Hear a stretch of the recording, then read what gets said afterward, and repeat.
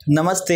मेरा नाम शुभम है और आप मुझे ब्रेन ऑफ बिहार पे देख रहे हैं। सहारा इंडिया का बहुत सारा लेटर इधर से उधर हो रहा है सोशल मीडिया पर।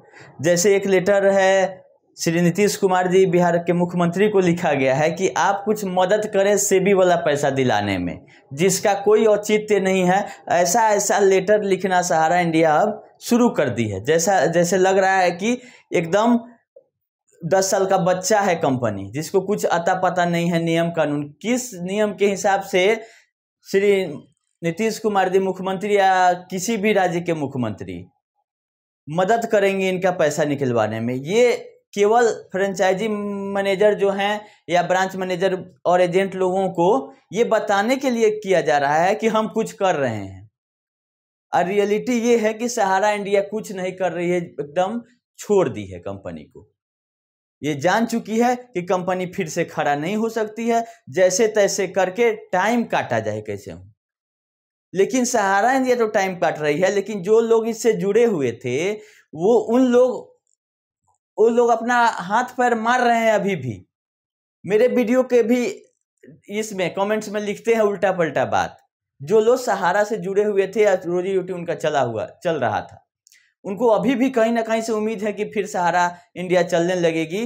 तो हम भी चाहते हैं कि सहारा इंडिया चले। ऐसा नहीं है कि हमारे वीडियो बनाने से या ये करने से सहारा इंडिया बंद हो जाएगी, लेकिन चले तब तो। चलाना तो सहारा इंडिया के मैनेजमेंट को है ना। आप लोग देखिएगा कि रोज एक एक न फोटो कभी नितिन गडकरी से कभी किसी से मिलते हुए लोगों का। ये सब कौन है? ये सब कार्यकर्ता हैं, जिनको कहीं ना कहीं से विश्वास था कि 40-45 साल की कंपनी ऐसे एकाएक नहीं बंद हो सकती है।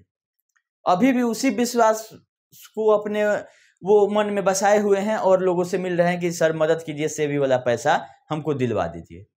जबकि सच्चाई ये है कि सेबी में 23,000 करोड़ रुपए जमा करना था और 15,000 करोड़ रुपया जमा है, और भी पैसा जमा करने का डिमांड हो सकता है कोर्ट के द्वारा। और ये सहारा बहुत अच्छे से जान सकती है, इसीलिए लेटर के माध्यम से मुख्यमंत्री और एमपी सबको लिख रही है।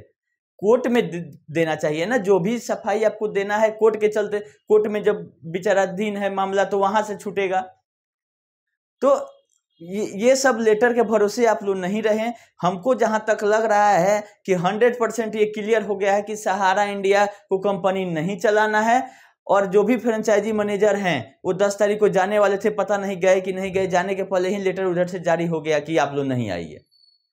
कहीं ना कहीं से प्रेशर बनाएंगे तो फ्रेंचाइजी मैनेजर, ब्रांच मैनेजर और इंटरनल लोग ही बना सकते हैं सहारा इंडिया के पास कि आप भुगतान करिए, नहीं तो हम एक दिन भी संस्था को नहीं चलने देंगे।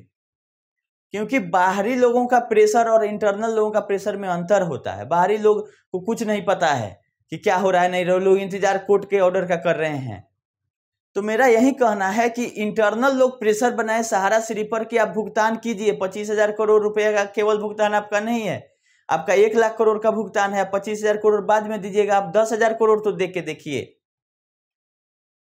कहां दे रहे हैं। सारा पैसा 25,000 करोड़ में है और एक किसी भी कोर्ट में ये लिख के अभी तक नहीं दिए हैं कि 25,000 करोड़ मिलेगा, वो पैसा भुगतान होगा। और सेबी भी जब भी पैसा देगी, ये बात आप लोग लिख के रख लीजिए कि वो पब्लिक के अकाउंट में देगी, इन्वेस्टर के अकाउंट में देगी। सहारा के अकाउंट में पैसा अब ये जाने से रहा, क्योंकि जो इसका क्रियाकलाप है पिछले 8-9 साल में वो और खराब हो गया है। तो ये कैसे आप लोग उम्मीद कर रहे हैं कि इनके रिक्वेस्ट करने से सेबी छोड़ देगी पैसा? वो तो प्रोविजन है ना, एक्ट के हिसाब से चलेगी। वहां पे है इनको प्रोड्यूस करना है कि जो आप भुगतान कर दिए 23,000 करोड़ का, उसका बैंक स्टेटमेंट दीजिए, पेमेंट का प्रूफ दीजिए, कन्वर्जन का नहीं, जो कि नहीं दे पा रहे हैं। और जब तक ये नहीं जमा करेंगे वो पैसा नहीं छूटेगा, ये भी जान रहे हैं। हाँ, सेबी को इसमें ये चीज करना है कि 2 कंपनियों का बॉन्ड तो सहारा इंडिया जमा करा चुकी है। जो बाकी कंपनियां हैं जैसे क्यूसप है, कमर्शियल है, जो कि एमसीए के तहत आ रही हैं, सोसाइटी को छोड़ के 3-4 कंपनियों में अभी पैसा है जो कि 5-10 हजार करोड़ रुपया हो सकता है कि लोगों का भुगतान। इसका बॉन्ड मंगा के वो पैसा पेमेंट करना शुरू कर देना चाहिए। जब रियल एस्टेट और हाउसिंग का बॉन्ड लोगों के पास नहीं है या कुछ लोगों के पास है तो एक मौका और देना चाहिए। प्लस क्यूसप और कमर्शियल कॉरपोरेशन, जिसका जो कि एमसीए के तहत आती हैं कंपनियां, उनका बॉन्ड मंगा के सेबी को पेमेंट करना शुरू करना चाहिए। सुप्रीम कोर्ट से आदेश लेते हुए, और इनके सहारा के अकाउंट में ये पैसा नहीं जाएगा। आप लोग इस बात को लिख के रख लीजिए, और पैसा जमा ही उल्टा करना पड़ेगा इनको, जो कि कोर्ट के आदेश में जुलाई में सुनवाई है, कुछ ना कुछ आना है। जुलाई में 3-4 सुनवाई लगातार है, और 12 तारीख 13 तारीख से शुरू हो रहा है, 15 को भी, 21 को, 24 को, ऐसे सुनवाई चलेगी। और सब लोग को अब लग रहा है कि कोर्ट से कुछ ना कुछ होगा, सहारा इंडिया से भुगतान लेने के लिए बिना कंप्लेन किए हुए नहीं हो सकता है। तो हम भी एक कुछ ना कुछ रास्ता निकाल रहे हैं कि सारे लोगों का कंप्लेन कैसे हो, क्योंकि जो लोग कंप्लेन करेंगे उन्हीं का भुगतान होगा, क्योंकि बिना कंप्लेन वाला कोई गिनती ही नहीं है अभी सहारा के रजिस्टर में। जो कंप्लेन किए हैं उनका भी भुगतान नहीं कर पा रही है।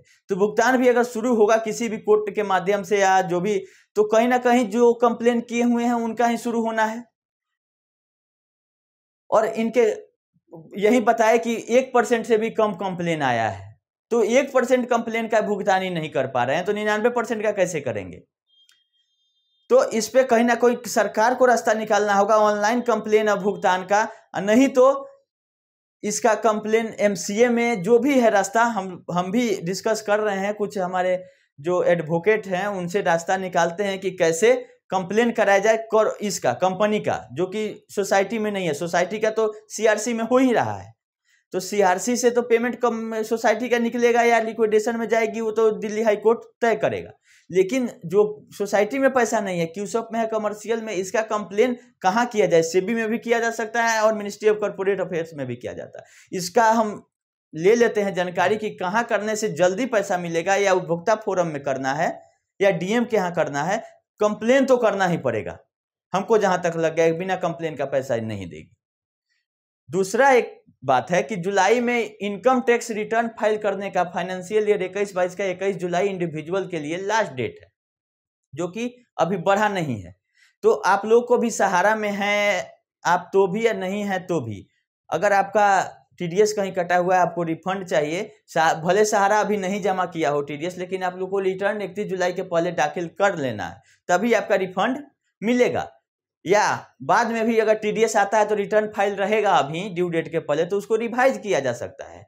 और अपना आप TDS सर्टिफिकेट सहारा से 21-22 का डिमांड कीजिए, नहीं तो हम देख रहे हैं कि TDS ऑलरेडी डिले जमा करती है सहारा इंडिया, और इस साल का भी डेट बीत जाएगा। अगर आप लोग रिटर्न फाइल नहीं कीजिएगा और TDS जमा भी हो जाएगा तो रिफंड नहीं मिलेगा। इसीलिए TDS सर्टिफिकेट डिमांड कीजिए। नहीं भी डिमांड करें तो अनुमानित रिटर्न आप लोगों को जो लगता है कि हम 5 लाख 4 लाख कमाए हैं उसको दिखा देना चाहिए, तो ITR भर के आप लोग दिखा दीजिए, उसमें टैक्स कहीं नहीं लगना है। अगर बाद में भी TDS आएगा 6 महीना 1 साल बाद भी, अगर रिटर्न फाइल किया हुआ रहेगा ड्यू डेट के पहले, तो रिवाइज किया जा सकता है। अगर रिटर्न नहीं फाइल होगा तो कितना भी TDS जमा कर दे सहारा इंडिया, आपका रिफंड नहीं मिलेगा। तो ये रिक्वेस्ट है कि TDS सर्टिफिकेट मांगे आप लोग, सहारा इंडिया से डिमांड करें और 31 जुलाई के पहले फाइल करें। अगर डेट बढ़ जाता है तो और अच्छा है, अगर नहीं भी बढ़ता है तो लेट फाइन के साथ आपका दिसंबर तक या हो सकता है कि मार्च तक फाइल हो, लेकिन अगर लेट रिटर्न फाइल होता है तो उसको रिवाइज नहीं किया जाता है, एक बार में ही फाइनल करना पड़ता है, उसके बाद लेट फाइन लगता है, और अगर कुछ टैक्स लायबिलिटी आता है तो उसका इंटरेस्ट देना पड़ता है। तो मेरा यही रिक्वेस्ट है कि आप लोग किसी न किसी से, आप जो भी आपके यहाँ जानकार हो या अपने फाइल करते हैं तो आप अपने से भी 31 जुलाई के पहले ITR अपना 21-22 फाइनेंशियल ईयर का दाखिल कर लीजिए। बाद बाकी जो भी अपडेट रहेगा सहारा इंडिया के केस का, जो कि जुलाई में बहुत सारा केस है, हम जरूर आप लोगों को बताएंगे। और कंप्लेन कहाँ करना है, कैसे करना है, अभी तो जा ही रहा है सोसाइटी का कंप्लेन CRC में, लेकिन ऑफलाइन जा रहा है। इसको तुरंत ऑनलाइन करने का मेरा डिमांड था कि जब तक ऑनलाइन कंप्लेन नहीं होगा सहारा का केस का निजात नहीं निकल सकता है। देखिए क्या होता है, जैसा होगा हम आप लोगों को बताएंगे। और ये लेटर इनका पढ़ते रहिए, बस लेटर ही इनके पास बचा है, पैसा के नाम पर कुछ नहीं है। धन्यवाद।